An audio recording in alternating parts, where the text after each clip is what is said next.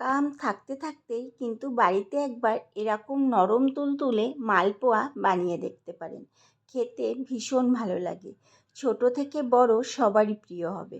নমস্কার বন্ধুরা, কিচেন অপশনটাই চ্যানেলে আপনাদের স্বাগত। আজকে এই রেসিপি পাকা আমের নরম তুলতুলে মালপোয়া। আমি এখানে একটা বড় বাটি নিয়ে নিয়েছি, আর ছোট বাটির এক বাটি মেপে ময়দা নিয়ে নিলাম। আর যে বাটিটা মেপে ময়দা নিয়েছি তার হাফ নিয়ে নিয়েছি, মানে হাফ বাটি নিয়েছি সুজি।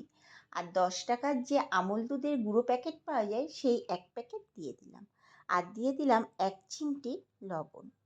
আগে থেকে জাল করে রাখা ঠান্ডা করা দুধ হাফ বাটি মতো দিয়ে দিয়েছি। এখন সব কিছু বেশ ভালো করে মেখে নেব। ব্যাটারটা যেহেতু একটু ঘন হয়ে গেছে, এর জন্য আরেকটু দুধ দিয়ে দিলাম। এইভাবে অল্প অল্প করে দুধ দিয়ে কিন্তু ব্যাটারটা গোলাতে হবে। আমার সব মিলিয়ে প্রায় 1 বাটি মতো দুধ লেগেছিল, ছোট বাটির 1 বাটি। আর দিয়ে দিলাম 1 কাপ মতো চিনি, তবে মিষ্টিটা কম বেশি করে আপনারা আপনাদের মতো করে ব্যবহার করবেন। সব কিছু মিশিয়ে এখন 20 মিনিটের জন্য রেস্টে রেখে দেব। এইদিকে একটা পাকা আম নিয়ে নিয়েছি, আমটাকে বেশ ভালো করে ধুয়ে নিয়েছি।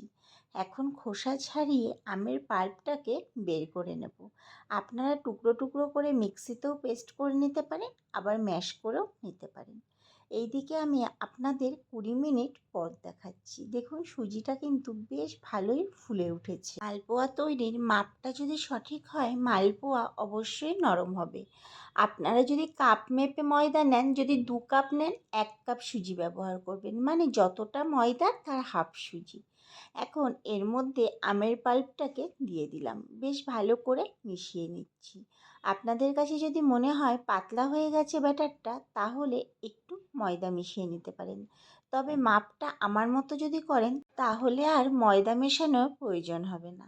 এর মধ্যে দিয়ে দিলাম একটু মৌরি। মালপোয়াতে মৌরি মুখে পড়লে কিন্তু খেতে বেশ ভালোই লাগে। এখন সব কিছু ভালো করে মিশিয়ে নিয়েছি, আর এই দিকে কড়াইতে বেশ খানিকটা সাদা তেল বসিয়ে দিয়েছি। তেলটা ভালো মতো গরম হওয়া পর্যন্ত অপেক্ষা করব। তবে মালপোয়া কিন্তু একটু ডুবো তেলে ভাজলেই বেশ ভালো হয়, এর জন্য তেলের পরিমাণটা একটু বেশি নিতে হবে।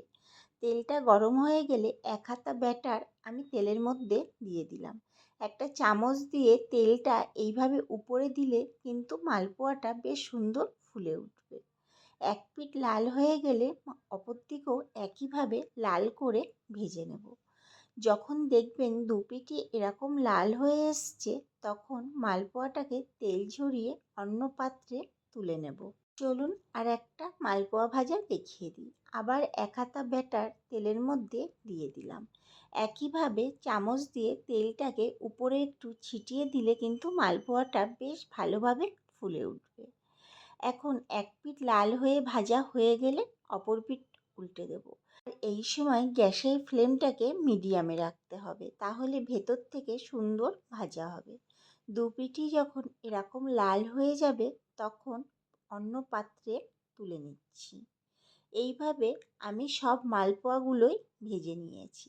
আবারও দেখুন তেলের মধ্যে দিয়ে দিলাম। আবারও এইভাবে একই পদ্ধতিতে তেল ছিটিয়ে ছিটিয়ে মালপোয়াটাকে ভেজে নেব। দুই পিঠই সমানভাবে লাল করে ভেজে নিচ্ছি। আপনাদের যদি মনে হয় সব মালপোয়া ভাজতে ভাজতে তেলটা কমে আসছে, তাহলে এর মধ্যে তেল দিয়ে আবার পুরোপুরি গরম করে তারপরে আবার মালপোয়া ভাজা শুরু করবেন। তাহলেই কিন্তু মালপোয়াগুলো সুন্দর ফুলবে।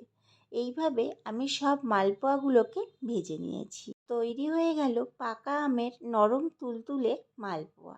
এখন মালপোয়াটা কতটা নরম হয়েছে চলুন আপনাদের দেখিয়ে দিই। দেখুন হাতে নিয়ে আপনাদের ভেঙে দেখালাম, দেখেই বোঝা যাচ্ছে আশা করি কতটা নরম হয়েছে।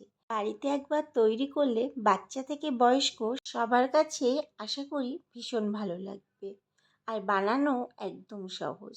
রেসিপিটি ভালো লাগলে আমার চ্যানেলটিকে সাবস্ক্রাইব এবং ফেসবুক পেজ থেকে যদি দেখে থাকেন পেজটিকে ফলো করে দেওয়ার অনুরোধ রইল। দেখা হচ্ছে নতুন একটি ভিডিওতে।